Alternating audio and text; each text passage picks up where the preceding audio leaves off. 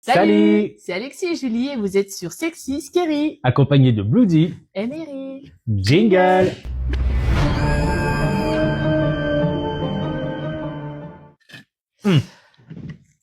Allez. Un petit goût de plastique. Un petit coup de plastique. À mon tour de te raconter une histoire. Vas-y. Hier, vous avez écouté l'histoire de Julie. Aujourd'hui, c'est la mienne. Je suis toute oui. Alors, c'est une histoire d'horreur inspirée de faits réels. Je tiens à le Déjà, préciser. quand tu commences comme ça fait déjà peur. Ah oui. La forêt d'Aokigahara, l'appel du vide. En 2016, un petit groupe de 4 amis décide de se rendre au Japon pour un voyage qu'ils attendaient depuis des années. Ils avaient tous entendu parler d'Aokigahara, la célèbre forêt aux abords du mont Fuji.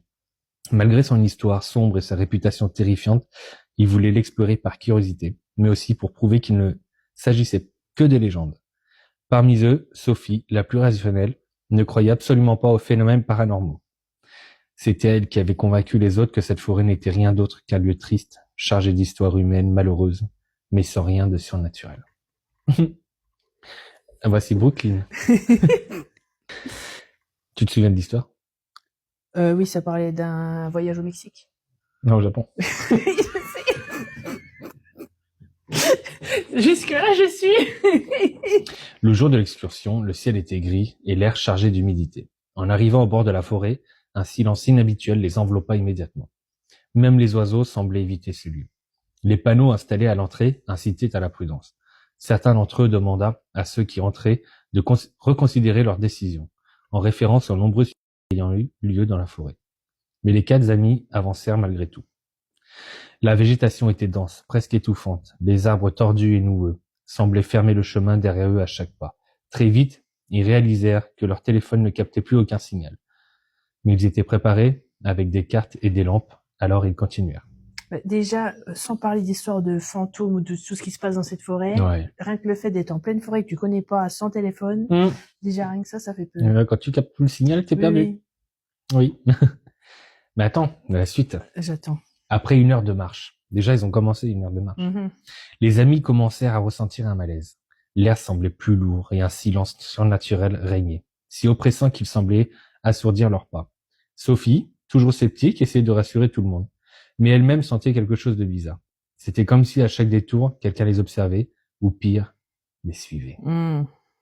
Soudain, Léo, l'un des amis, s'arrêta brusquement. « Vous avez entendu ça ?» murmura-t-il, le regard fixe sur les arbres. Personne n'avait rien entendu, mais le visage de Léo était blême. « C'est rien, c'est juste le vent », répondit Sophie, en forçant un sourire, bien qu'elle n'en soit plus si sûre. Ils continuèrent à avancer, mais Léo semblait de plus en plus nerveux. Après quelques minutes, il s'arrêta à nouveau, mais cette fois-ci, il se mit à scruter le sol, puis à fixer un point dans la forêt. « Léo, ça va ?» demanda Sophie inquiète. Il tourna la tête lentement vers elle et murmura « Il y a quelqu'un là-bas, je suis sûr de l'avoir vu. » Les autres se figèrent, ils regardèrent dans la direction indiquée, mais ne virent rien, seulement des arbres et des ombres partout, mais une sensation de malaise croisait en eux. « On devrait peut-être entrer, » suggéra Anna, l'une des amies qui n'avait jamais été très à l'aise avec cette excursion. Sophie, bien que toujours sceptique, commençait à avoir des doutes. Ils décidèrent de faire demi-tour. Mais alors qu'ils rebroussaient chemin, Léo s'arrêta net, figé de terreur.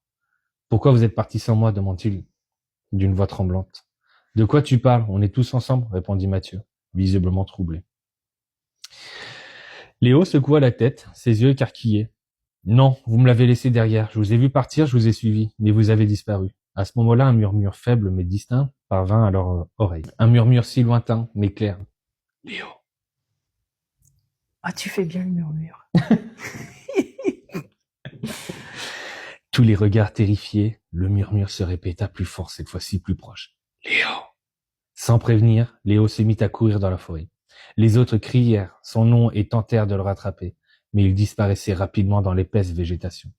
Après plusieurs minutes de recherche frénétique, ils le retrouvèrent, assis sur une pierre, complètement immobile. Ses yeux étaient grands, ouverts, fixant quelque chose devant lui, mais il ne semblait pas les voir. Sophie s'approcha, son cœur battant à tout rompre. « Léo, qu'est-ce qui se passe ?»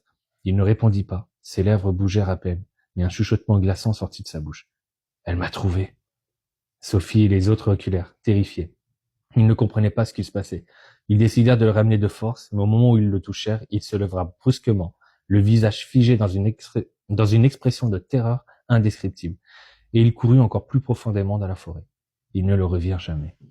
Les autorités japonaises furent contactées, une recherche fut lancée. Mais Leo, lui, ne fut jamais retrouvé.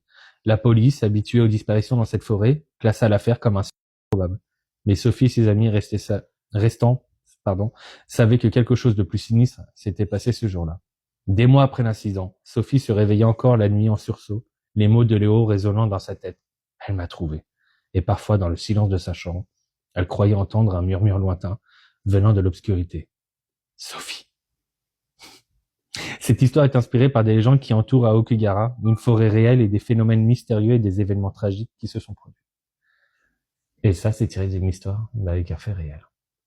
Alors déjà, je n'irai jamais dans cette forêt. Bah, en vrai, moi, c'est mystique. Ouais, c'est ça. Mais avec tout ce que tu entends, je sais pas si j'aurais le courage d'y aller. Mais ce qui est trop bizarre, c'est que bon, il y a des disparitions là-bas, mais tout le monde le sait, c'est des disparitions. Bon, on sait ce qui se passe, et voilà. Mais là, avec l'histoire de Murmure et tout, puis il y a des témoins pour le raconter. Ouais. Donc ça va au-delà de. Ouais, ça fait flipper. Surtout les murmures. Ouais. Et vu comme tu fais bien le murmure. Moi, je te propose, c'est qu'on prenne notre sac à dos et on va dans la forêt d'Aokigahara. Bon, on n'est pas arrivé demain, hein. Oui, c'est pas grave. On vous laisse, on va prendre l'avion. Et on reviendra avec une autre histoire. Ok. On vous dira si on entend des murmures. Ça marche. À bientôt. Tchuss.